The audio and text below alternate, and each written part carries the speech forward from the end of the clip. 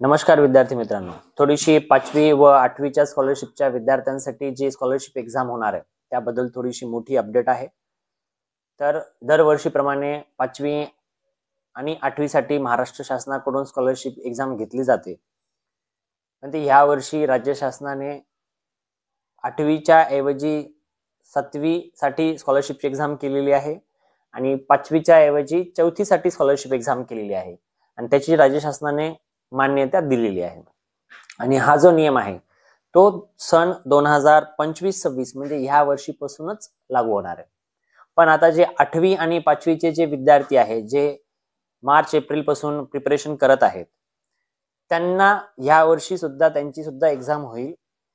त्यांच्या एक्झामचं नियोजन फेब्रुवारीच्या पहिल्या किंवा दुसऱ्या रविवारी करण्यात येत आहे किंवा शक्यता आहे त्याची। आणि जी 7वी आणि 5वीची जी एक्झाम होती 4थीची 7वी आणि 4थीची जी एक्झाम आहे ती मात्र एप्रिल महिन्यामध्ये पहिल्या किंवा दुसऱ्या ह्या रविवारी किंवा हप्त्यामध्ये नियोजन करण्यात येणार आहे।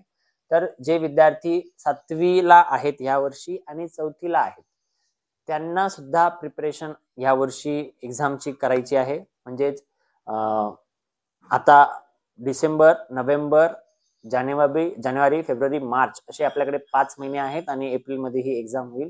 सो 5 महिन्याचा कालावधी आहे, एक्झामची प्रिपरेशन आपण करू शकता। म्हणजेच या वर्षी टोटल 4 वर्गांसाठी स्कॉलरशिपची एक्झाम होईल।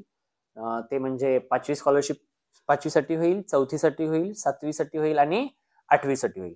8वी आणि 5वीची एक्झाम दरवर्षीप्रमाणे फेब्रुवारीच्या महिन्यात होईल। 4थीच्या विद्यार्थ्यांसाठी दरवर्षी 5,000 रुपये स्कॉलरशिप राज्य शासनाने मंजुरी दिलेली आहे आणि तसेच 7वीच्या विद्यार्थ्यांसाठी स्कॉलरशिप म्हणून दरवर्षी 7,500 रुपये एवढी रक्कम राज्य शासनाने मंजुरी दिलेली आहे। म्हणून जे 7वीला विद्यार्थी आहेत आणि 4थीला विद्यार्थी आहेत त्यांनी सुद्धा प्रिपरेशनची सुरुवात करायला पाहिजे आणि 8वी आणि 5वीचे जे विद्यार्थी आहेत त्यांनी मात्र एक्झाम जवळ आलेले आहेत, NMS ची एक्झाम सुद्धा जवळ आली आहे, त्यांनी सुद्धा चांगल्या प्रकारची प्रिपरेशन करायला पाहिजे, एक्झाम सोडवायला पाहिजे जेणेकरून आपल्याला स्कॉलरशिप भेटली पाहिजे। धन्यवाद। तसेच आपल्याला अशा महत्त्वपूर्ण अपडेट्स साठी आमच्या YouTube चॅनलला सबस्क्राइब करा। धन्यवाद। तसेच ह्या बातमीची लिंक आपल्याला डिस्क्रिप्शन बॉक्समध्ये मिळेल, एकदा चेकआउट करू शकता, पाहू शकता।